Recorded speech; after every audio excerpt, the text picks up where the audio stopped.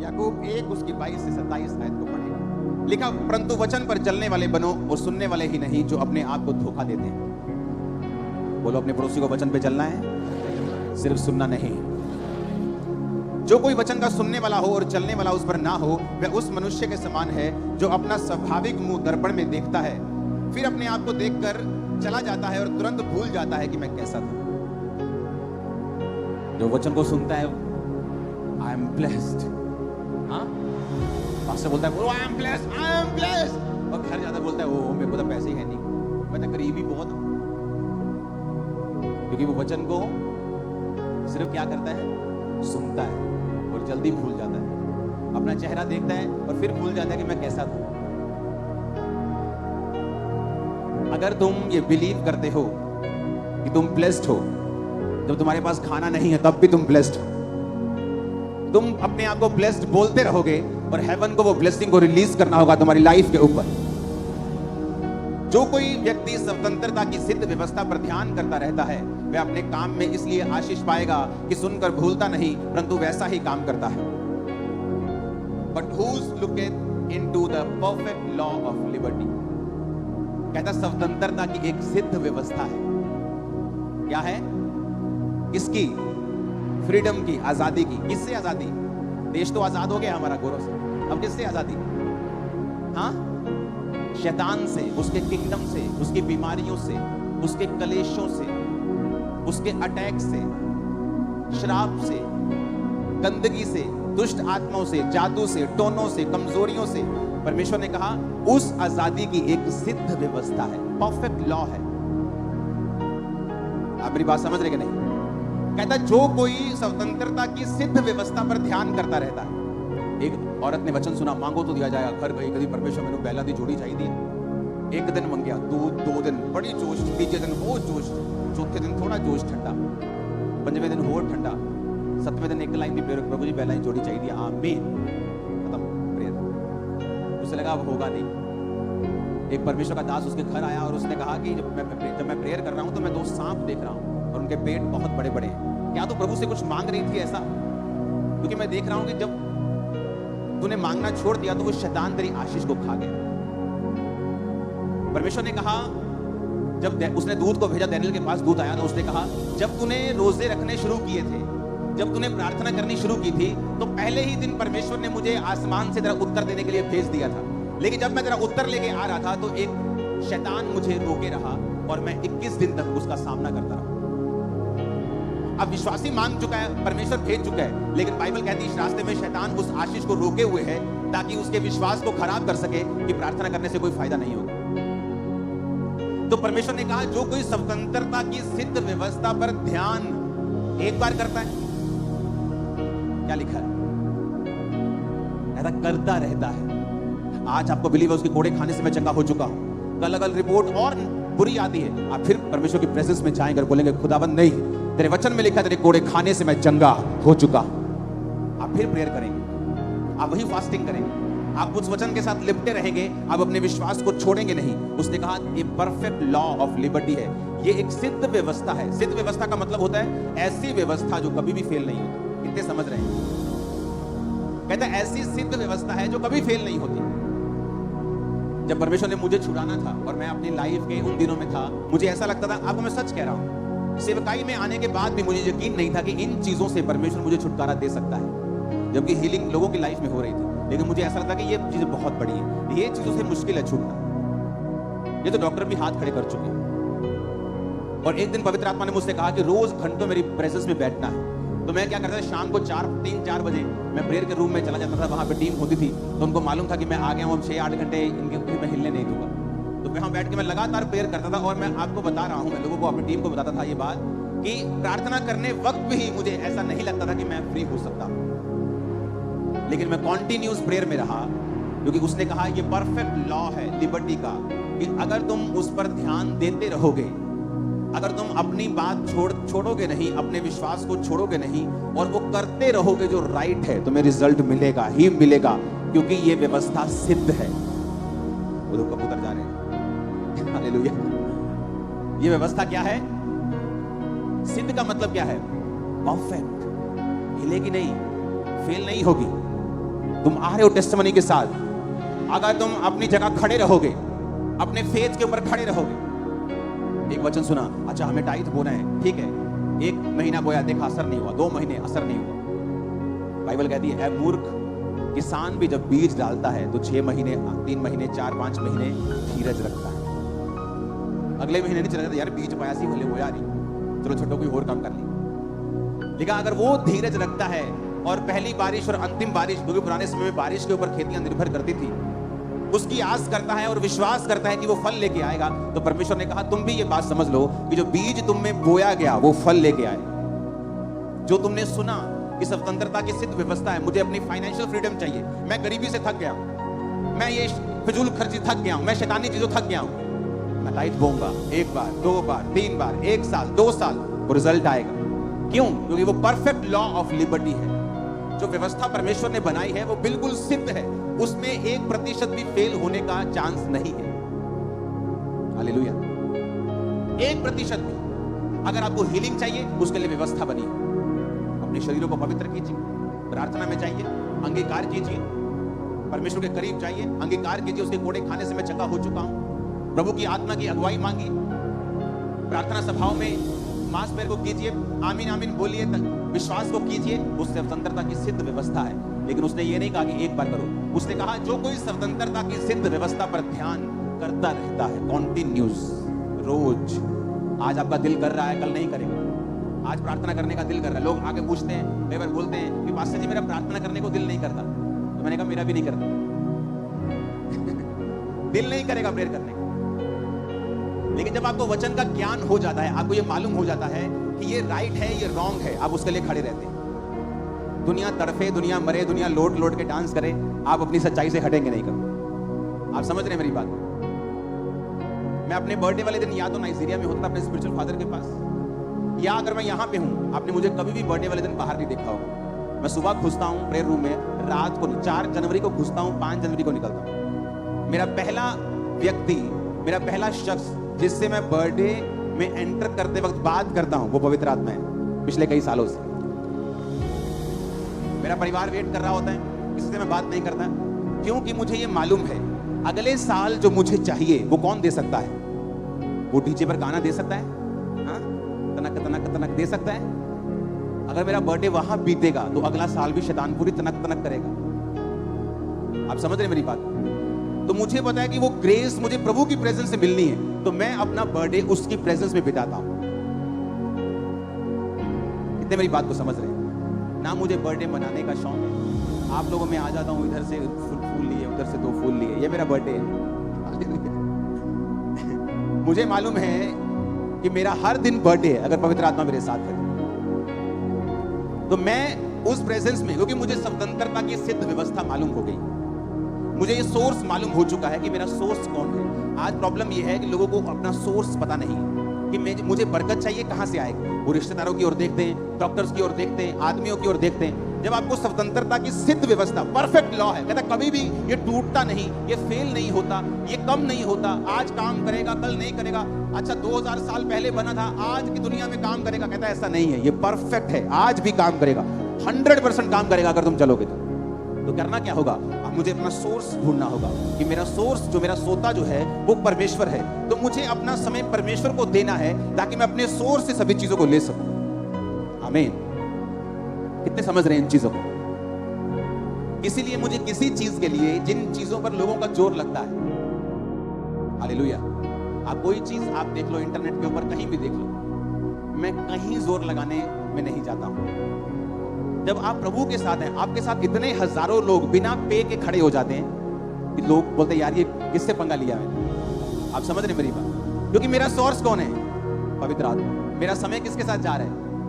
जब आपको सोर्स मालूम हो जाए, मेरी ब्लेसिंग का, मेरी ताकत का सोर्स परमेश्वर है, आप फिर बेचिंत हो जाते हैं और ये स्वतंत्रता की सिद्ध व्यवस्था पर ध्यान करता रहता है, और वो अपने काम में इसलिए आशीष पाएगा कि सुनकर भूलता नहीं।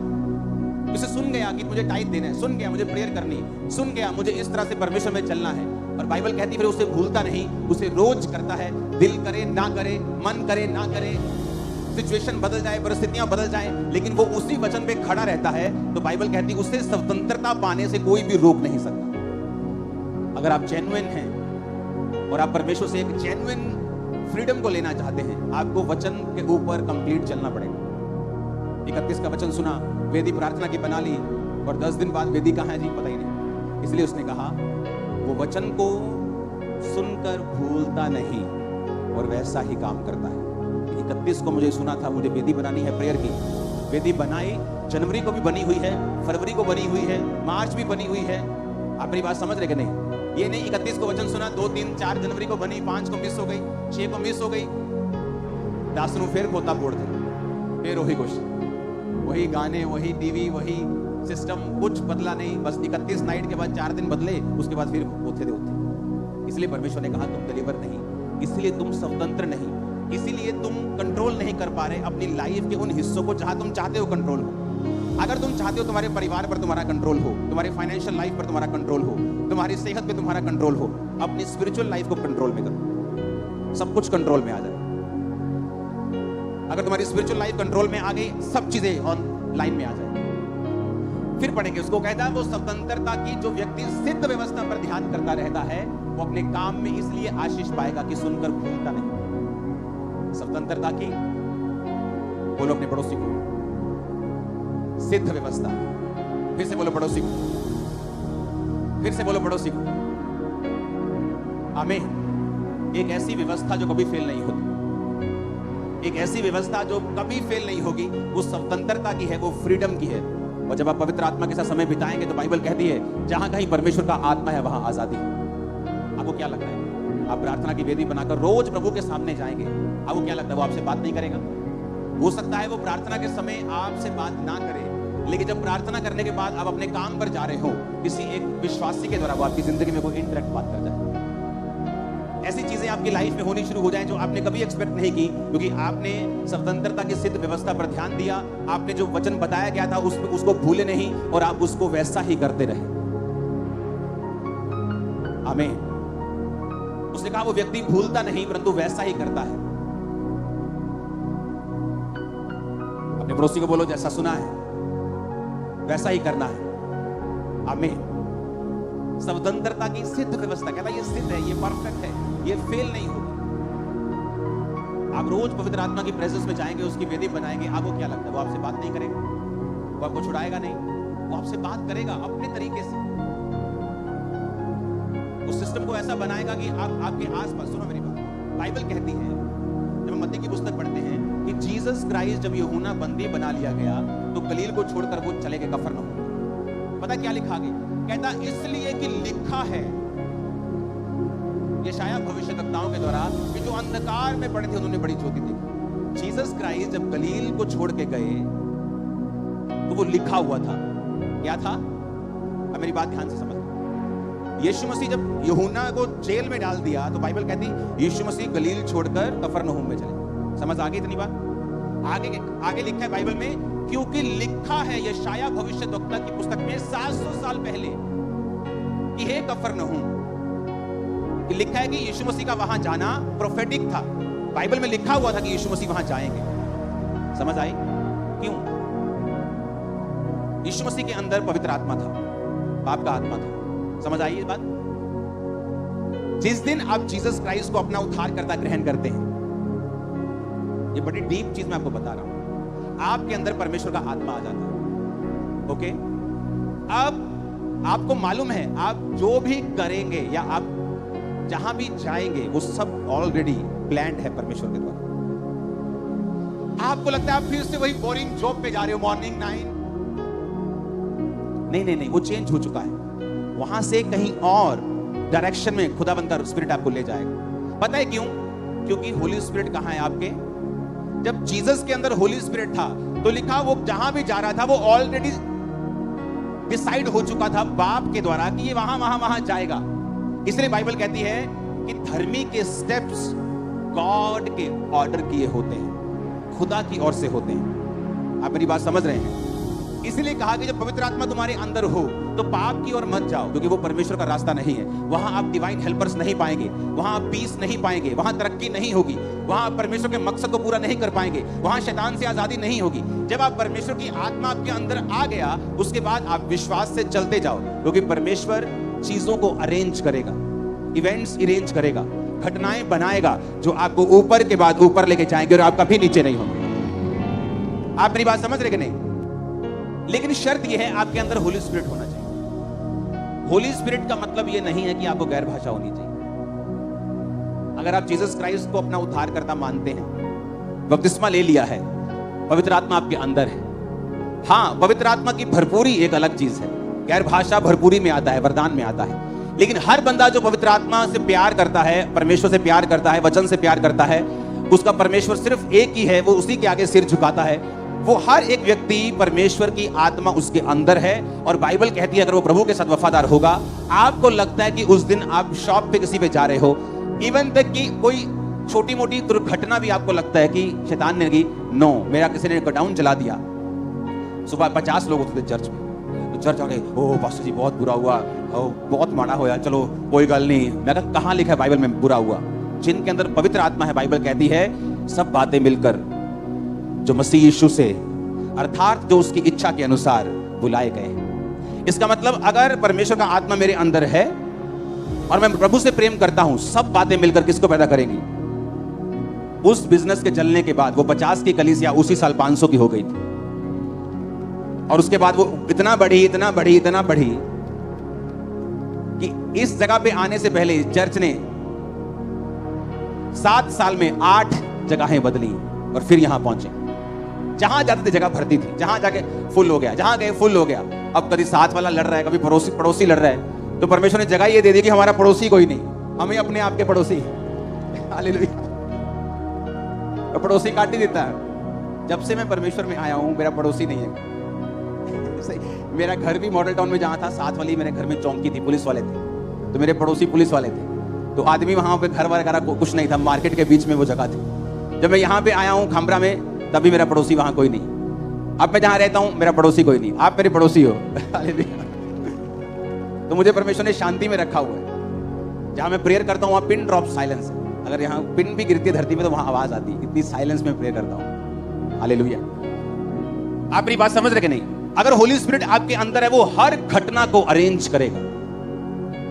आपकी लाइफ में होने वाली हर घटना परमेश्वर के द्वारा अरेंज होगी। अपने पड़ोसी को बोलो स्वतंत्रता की सिद्ध व्यवस्था पर ध्यान देना। आमीन। आज से जब मैं परमेश्वर में 1 साल का नया था, तो मसा मुझे चाहिए था और मसा मुझे फील नहीं होता था। तो एक परमेश्वर के दास ने कहा था कि जब तुम प्रार्थना करने के लिए बैठो, कभी कुड़कुड़ाओ नहीं। सेकंड, कभी भी गंदा मजाक मत करो, नेवर।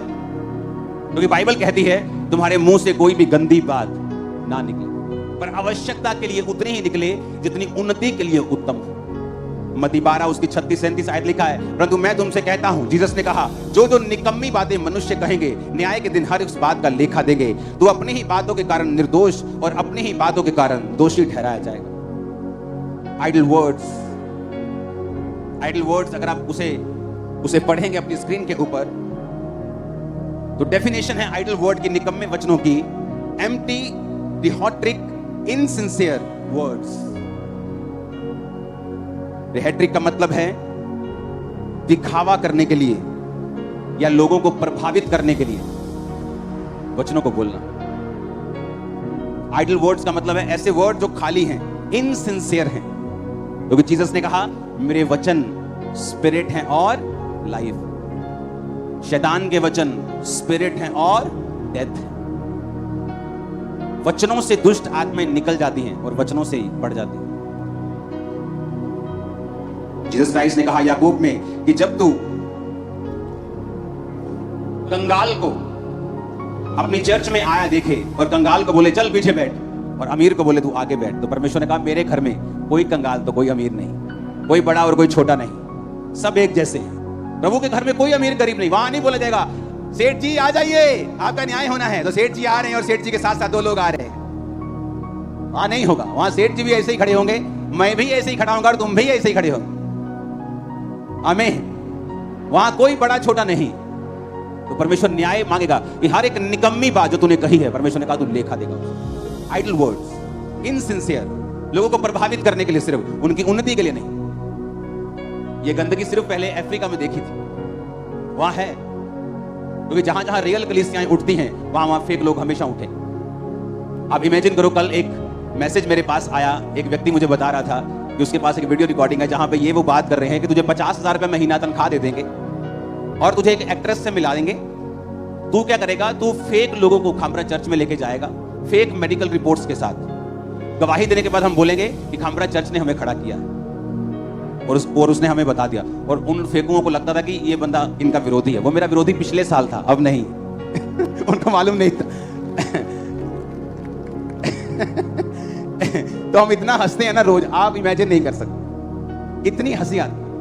मैंने कहा चलो एक बार आगे कोई कह दूंगा कि सानू फेक खड़ा किया, मुड़ के जाना किथे है, जान चंद्रमा दे अहीं इत्थे ही हैं। टीम में इतनी बड़ी फौज है ना वकीलों की, मतलब पूरा कपड़े उतार देगी पूरी तरह से वो कि भाई साहब आ जाओ। आप समझ रहे मेरी बात? सच्चाई को जाहिर कर देगी वो, किसी का डर नहीं मुझे। हालेलुया। और मैंने कहा उनको गेम्स आती होंगी, मुझे जीसस आता है। मैं प्रेयर में रहने वाला और उसी पे बिलीव करने वाला, मुझे हंसी आती, मैं हंसता हूं रोज। इतना हंसता मुझे छुपाना पड़ता है कई बार, कैमरे को बोलना चल आ जा। हालेलुया। फिर भी फोटो में खींच लेते हैं चोरी चोरी। हालेलुया। आप इमेजिन करो, और वो बंदा आगे से बोल रहा है कि सर प्रभु के नाम की बदनामी होगी, और आगे वो कह रहा है ओ कोई नहीं देख लांगे, कोई गल, नाम लेके बोल रहा है वो तेरे साथ है। आप इमेजिन करो, परमेश्वर का कोई भय, कोई डर लोगों में नहीं, 1% भी नहीं, 1% भी नहीं। और आप सोचो कि मैं इन लोगों से अब से नहीं डील कर रहा हूं, जब मेरे मन में था। और जो लोग ऐसे लोगों को सपोर्ट करते हैं ना, मैं पूरी तरह से उनके साथ सहमत हूं, क्योंकि मैं भी कभी उनके जैसा था। मुझे लगता है कि फेक लोग नहीं होते जब तक परमेश्वर ने मुझे एक्सपीरियंस नहीं कराया और मैं एक फेक बहुत बड़े नाम के करीब नहीं गया, और करीब से जाके जब देखा तो मुझे बहुत निराशा हुई। उनका पैसा परमेश्वर, उनको कोई परवाह नहीं है कि परमेश्वर के सामने गलती करने पर परमेश्वर क्या सोचेगा। उनको यह परवाह है कि लोगों में हमारी इमेज क्या है, उसको सुधारो। लोगों में इमेज सुधरनी चाहिए, परमेश्वर के सामने कोई चक्कर नहीं। इसलिए दाऊद कामयाब रहा और शाऊल गिरा। क्यों? क्योंकि जब शमूएल ने कहा शाऊल तू गलती पे गलती कर रहा है, परमेश्वर अब तेरा राज्य छीन कर किसी और को दे देगा, उसने कहा चलो ठीक है, नीचे मेरे साथ जाएगा ना तो मेरे साथ चलना, कहीं ऐसा ना हो लोगों को लगे कि तुम मुझसे टूट गया। अभी भी उसे परमेश्वर की चिंता नहीं है, अभी भी उसे ये प्रॉब्लम नहीं है कि परमेश्वर उससे नाराज है। उससे ये दिक्कत है कि लोगों को ना लगे कि शमूएल मुझसे रूठ गया। अभी भी लोगों की परवाह है, परमेश्वर की कोई परवाह नहीं। और इसीलिए बाइबल कहती है शाऊल लंबा नहीं चला और दाऊद 70 साल के बाद इतना बूढ़ा हो गया।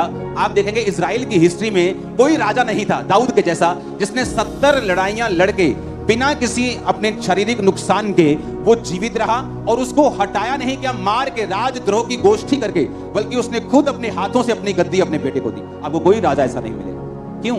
क्या दाऊद ने गलती नहीं की? की उसने गलती, पर उसने अपनी गलती को स्वीकार किया कि प्रभु मुझ पे दया कर, मुझसे गलती हो गई, मुझे माफ कर, मुझे अपना आत्मा दे, अपनी आत्मा को मुझसे अलग ना कर, अब मैं तेरा हूं, मेरी हड्डियों की बेचैनी दूर कर। दाऊद को परवाह नहीं थी लोग क्या कहेंगे, उसको परवाह थी मेरा परमेश्वर मुझसे नाराज नहीं होना चाहिए। लेकिन आज लोगों को परवाह है कि इंटरनेट पे उनकी छवि खराब नहीं होनी चाहिए। इंटरनेट एक फेक दुनिया है, इसलिए ना तो कभी मैं इंटरनेट की ट्रोलिंग से डरता हूं, ना किसी ऐसे फेक लोगों से डरता हूं। ये एक फेक दुनिया है, यहां पर आप सिर्फ अपना काम करने जाते हैं और उन लोगों तक पहुंच जाते हैं जो जेन्युइन है, अदरवाइज ये एक फेक लाइफ है। मैं इस पे बिलीव नहीं करता हूं। परमेश्वर के सुसमाचार को फैलाने के लिए उसका यूज करो, लेकिन वो ओरिजिनल लाइफ नहीं है। बड़े बड़े भाषण देने वाले अगर आप उनकी फैमिलीज में जाके देखेंगे, आपको महसूस होगा कि इनके लाइफ में परमेश्वर एक रत्ती भर भी नहीं। मैं आपको सच कह रहा हूं, आपको महसूस होगा। एक विश्वासी भी ऐसा अपनी वाइफ के साथ नहीं करता होगा जो ये लोग करते हैं। बेल्टों से मारना, खतरनाक काम करने जो आपके दिमाग में भी कभी नहीं आ सकते, क्योंकि हमें इंटरनेट की परवाह है कि लोग क्या सोचेंगे। ये तो बिल्कुल नहीं परवाह कि परमेश्वर क्या सोच रहा है, उसके दिल में क्या चल रहा है, परमेश्वर के सामने क्या मैं सही हूं। हालेलुया। हमें अपनी लाइफ को बिना डिस्ट्रैक्शन के लेके जाना है। 2024 सुसमाचार का साल है, तैयार हो जाओ दुनिया के हर चैनल के ऊपर जाने के। और शैतान को मालूम है कि ये सुसमाचार की ओर चल पड़े हैं। अब हमें प्रार्थनाएं करनी होगी, अपने बीजों को बोना होगा, प्रेयर्स करनी होगी, फास्टिंग करनी होगी, क्योंकि पैसा एक छोटा हिस्सा है इस चीज के लिए, प्रार्थना का एक बड़ा महत्व है इस चीज के लिए, क्योंकि प्रेयर जो है वो रास्तों को साफ करती है। और आप देखेंगे कि परमेश्वर किस तरह से शैतान के मंसूबों को, उसके चीजों को नाकामयाब करके उसको शर्मिंदा करेगा। और मैं आपको एक बात समझाना चाहता हूं, ये शुरू से आदत रही है मेरी कि जब आपको परमेश्वर के लिए खड़े होने का मौका मिले, मत डरो, खड़े हो जाओ। अकेले हो, भीड़ हो, कोई प्रॉब्लम नहीं, खुदावंद आपके साथ होगा। और जितने डरपोक लोग हैं ये तब ये समय पे नहीं बोलते, समय पे जब बोलने का समय तो प्रेम का प्रचार करते। क्या प्रेम का मतलब यह है कि एक वेश्या को बचाने के लिए मुझे उसके साथ सोना पड़ेगा, एक शराबी को बचाने के लिए मुझे उसको शराब पीनी पड़ेगी? ये प्रेम है क्या? यीशु मसीह ने जब भवन में जाके कोड़े मार के पैसे बिथरा दिए, क्या वो प्रेम नहीं करता उस समय? क्या जब यीशु मसीह उनको मूर्ख मूर्ख कहता था, क्या उसमें तो प्रेम नहीं था? क्या जब पौलुस है निर्बुद्धि गलातियों बोलता था, क्या उसमें प्रेम नहीं था? प्रेम का मतलब परमेश्वर के लिए खड़े होना भी, हालेलुया। और प्रेम का मतलब परमेश्वर की पवित्रता के लिए खड़े होना भी। अपने घर में पवित्रता को मेंटेन करें, अपनी लाइफ में मेंटेन करें, सिद्ध व्यवस्था के ऊपर ध्यान दें। ये सिद्ध व्यवस्था क्या कहती है? मुझे इस पे खड़े रहना है और मुझे भूलना नहीं, मुझे लगातार इसमें बने रहना है। आप सेम नहीं होंगे, मैं आपको बता रहा हूं, आप सेम नहीं होंगे, आप सेम नहीं होंगे परिवारों समेत। आमीन ऊंचे वाला चाहिए चर्च। मैंने कहा आमीन ऊंचे वाला चाहिए चर्च। हमारा चर्च के पास आज से 17 साल पहले भी जो हील हुए थे उनका डाटा है। तुम एक गेम खेलोगे, मैं 1000 बंदा खड़ा कर दूंगा जो आज गवाही देगा कि 15 साल पहले मैं कैंसर से हील हुआ हूं। ये मेरी फोटो तब की, ये अब की। क्या कर लोगे तुम? तुम जेन्युइन को हरा नहीं सकते, तुम लाख कोशिश करो। और ये टेस्ट है, फर्स्ट आएंगे। आमीन। तुम भी मेरे साथ फर्स्ट आने वाले। हालेलुया, ऊंची आवाज में हालेलुया। पिछले डिलीवरेंस मीटिंग से लेके 31 नाइट तक जितना वचन प्रीच हुआ है उसे दोबारा सुनो घर जाकर और उसे फॉलो करो। डिलीवरेंस वीक से कब तक? बोलो अपने पड़ोसी को, डिलीवरेंस वीक से 31 नाइट। और मैं अपनी टीम को बोलना चाहता हूं, जो आप लाइव चलाते हो, 31 से लेके सारे सरमन अलग अलग चलाओ लाइव पर। जब भी लोग देखें तो यही इन्हीं चीजों को देखें और उन्हें दोबारा सुनो और दोबारा सुनो और उसे फॉलो करो। और ये देखो कि आप भूले नहीं जो वचन बोले गए हैं, आप उन्हीं पे चलते रहें। 2024 आपकी टेस्टिमनी बिल्कुल श्योर है। मैं आपको सच कह रहा हूं, 100% श्योर है। जो वचन मैंने आपको डिलीवरेंस वीक्स के दौरान दिया है वो आम वचन नहीं है। अगर आप उसे दोबारा सुनेंगे आपको लगेगा प्रभु अभी भी मुझसे बात कर रहा है। उसको सुनो दोबारा से और उसको फॉलो करो, क्योंकि परफेक्ट लॉ ऑफ लिबर्टी यही है। अगर मुझे लिबर्टी चाहिए तो यही लॉ है और ये परफेक्ट है, ये सिद्ध व्यवस्था है जो परमेश्वर ने मुझे दी है। और बस एक उसकी कंडीशन है कि उसे करते जाना है, उसे छोड़ना नहीं है। दिल करे ना करे, वातावरण कैसा है, परिस्थितियां कैसी हैं, दुख है सुख है, नो प्रॉब्लम। दिल कर रहा है नहीं कर रहा, करते जाना है, करते जाना है, करते जाना है। आप सेम नहीं होंगे। आमीन ऊंचे वाला चाहिए चर्च। आमीन ऊंचे वाला चाहिए चर्च। Hallelujah, hallelujah. अपने पड़ोसी को बोलो, परफेक्ट लॉ ऑफ लिबर्टी, सिद्ध व्यवस्था, स्वतंत्रता की तुझे ध्यान देना है। वचन जो सुना है भूलना नहीं है और उस पे चलते जाना है। आमीन। और जो मोटे मोटे वचन हैं, जो मेजर हैं, वेदी बनाना, रोज प्रेयर करना, बाइबल, वो अपने घरों के ऊपर वाइट पेपर्स बना के या ऐसी चीजें बना के, फ्रेम्स बना के, उन्हें लिख के या प्रिंट करा के रखो। आप देखो क्या होता है। ओके, अपने बेडरूम में, अपने बाथरूम में, अपने जहां भी, मुझे प्रेयर भूलना नहीं, वचन भूलना नहीं। हर जगह जहां आप जाएं आपको वो नजर आए और वो आपके दिमाग में छप जाना चाहिए। आप जहां भी अपने घर में जाएं वो सामने लिखा, आज प्रेयर की है क्या? हालेलुया। क्या आज बाइबल पढ़ ली है? तो आपको समझ आएगा। ये मेजर वचन जो हैं आपके घरों में लिखे होने चाहिए, आप नोटिस करोगे। मैं आपको बता रहा हूं, डिलीवरेंस खेल नहीं है, ये इंटरटेनमेंट नहीं है, ये एक सीरियस इशू है।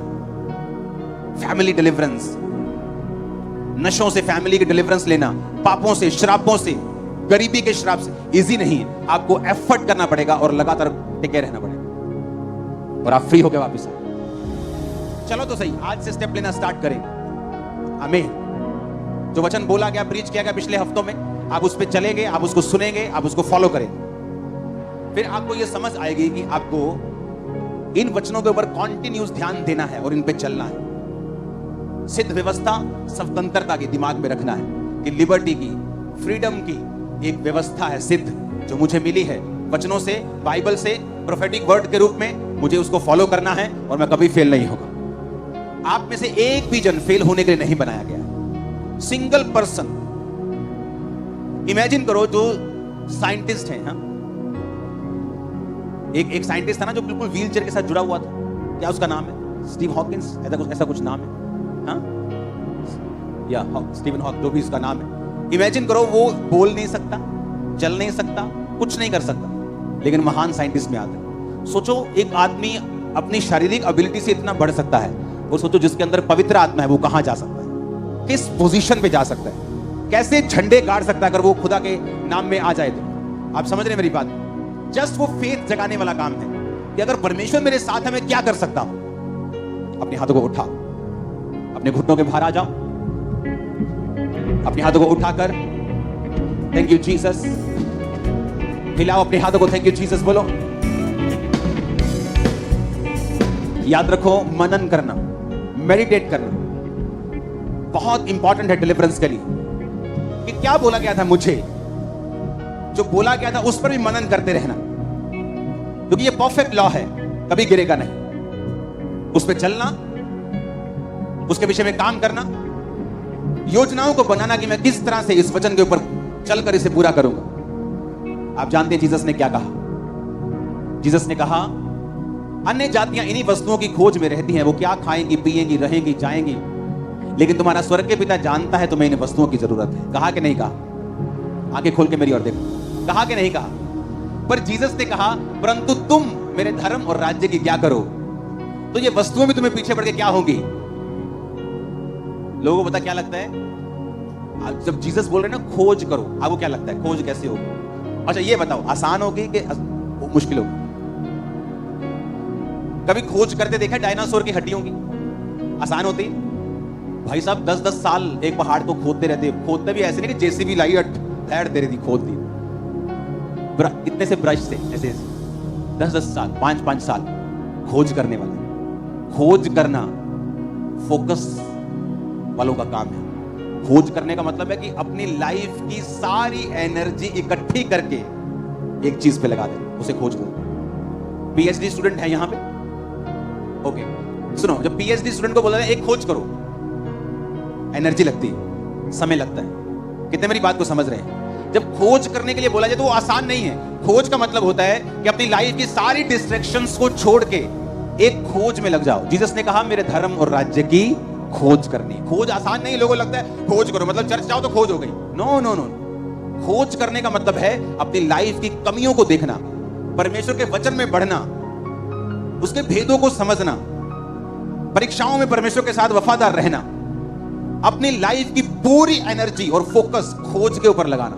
कहता जब तुम ये करोगे सब वस्तुएं तुम्हें मिल जाए। ये आसान नहीं है। इसलिए आप देखते हो लोगों की लाइफ में कि यार ये क्रिश्चियन है लेकिन इसके जीवन में तो वो सब नहीं है जो परमेश्वर ने कहा कि सब वस्तुएं तुम्हें मिल जाएगी। क्योंकि क्रिश्चियन होने का मतलब ये नहीं कि उसने खोज की है। जिसने खोज की है परमेश्वर चाहता है उसका तन मन धन दिमाग दिल एवरीथिंग उस खोज में चला जाए। कितने मेरी बात को समझ रहे हैं? यूपीएससी की तैयारी देखी है? जो आईएएस ऑफिसर्स बनते हैं, प्रधानमंत्री जी के साथ काम करते हैं, सीएम के साथ काम करते हैं, सब योजना बनाने वाले ये लोग होते हैं। ये बताते हैं धरती की सिचुएशन की, ऐसा कर लिया जाए, ऐसा ठीक रहेगा, नहीं ऐसा गलत हो जाएगा, ये बताते हैं। उनका पेपर चेक करो, सारी जिंदगी लग जाती है उनको, पूरी लाइफ छोड़ देते हैं। यूपी बिहार वाले क्यों इसे पास कर लेते ज्यादा? उनके पास डिस्ट्रैक्शंस नहीं, बड़े बड़े फोन नहीं है और कोई चॉइस नहीं है। हमारे पास चॉइस है, नहीं हुआ चल चल कर चल अमरीका कोई नहीं, पुआ हैगी उथे इटली च कहना पुआ सादला में 2 बारी हो गया फेल हो। उनके पास ऑप्शन नहीं है यूपी बिहार वालों के पास। उन्हें पता है जीना मरना इधर ही है, तो वो फोकस लगाते हैं, एफर्ट कर देते हैं, जिंदगी लगा देते हैं और पास हो जाते हैं। मोस्टली अब दुनिया में, आप इंडिया में जहां भी आईएएस ऑफिसर देखोगे बहुत से यूपी बिहार के होंगे। रीजन ऑप्शन ना होना। जब आपके पास ऑप्शन है कि कोई गल नहीं परमेश्वर नहीं तो और कोई, फिर काम नहीं होगा। जब आपके ऑप्शन नहीं है कि जीसस ही है, पीछे मुड़ना नहीं है, और कोई खुदा नहीं है, और कोई चारा नहीं है, यही है, कामयाबी शुरू हो जाएगी। जब एक मन परमेश्वर देख लेगा, मेरा मन एक होने को कितने साल लग गए थे, हर बार अगर इस बार हीलिंग नहीं हुई मैं सुसाइड कर लूं, तो परमेश्वर मुझे लटकाता गया, इतना लटकाया, इतना लटकाया, इतना लटकाया, इतना लंबा लटकाया कि मैं दुखी हो गया, जब तक मैंने अपने आप को बदला नहीं। और मन बना लिया कि अब इसी में घुसना है, हीलिंग हो ना हो, मरे जिए खाएं, इसी में रहना है। आप मेरी बात समझ रहे हैं? खोज करने का मतलब ये है, पूरा एफर्ट। अगर आपको तंबाकू की आदत है या आपको तंग करता है, इसका मतलब इसे छोड़कर खोज करनी पड़ेगी। ये शारीरिक चीज है और ये आसान नहीं होगा। जैसे तुम खाना खाओगे फिर सिगरेट का काश ला लो, हाँ, जैसे शाम पड़ेगी बोलेगा चल यार आज 2 पैग ला ले, निकाल तो छड़ना, निकाल तो छड़ रोज 2 पैग। नो, आपको अभी छोड़नी है, अभी त्यागनी है, फाइट करनी है, खोज करनी है। जीसस ने कहा जब तू ऐसे खोज करेगा दुनिया की सब वस्तुएं तब तेरे पीछे आए। आसान नहीं है, इजी नहीं है। इसी तो उसने कहा मेरे मार्गों में उत्तम पदार्थ पाए जाते हैं, पर जीसस ने कहा मेरे मार्ग क्या है? संकरे हैं, पीढ़ियां गलियां नहीं कहते, बड़े बड़े ट्रक नहीं जा सकते, घुसना पड़ेगा। मार्ग कहना मेरा संकरा है, ये नहीं खाना, वो नहीं खाना, उधर नहीं जाना, प्रेयर करनी, बाइबल पढ़नी, वो नहीं करना, कहता तंग रास्ता है। पर जब तुम चलोगे उत्तम पदार्थ तुम्हारे। आज के बाद जब खोज करने के लिए दिमाग में आए तो समझना होगा ये खोज का मतलब है अपनी पूरी लाइफ को उसके पीछे झोंक देना, कुर्बान कर देना। तुम खोजी बन जाओ। हाथों को उठाओ, सब जन खड़े हो जाओ, हिलाओ अपने हाथों को।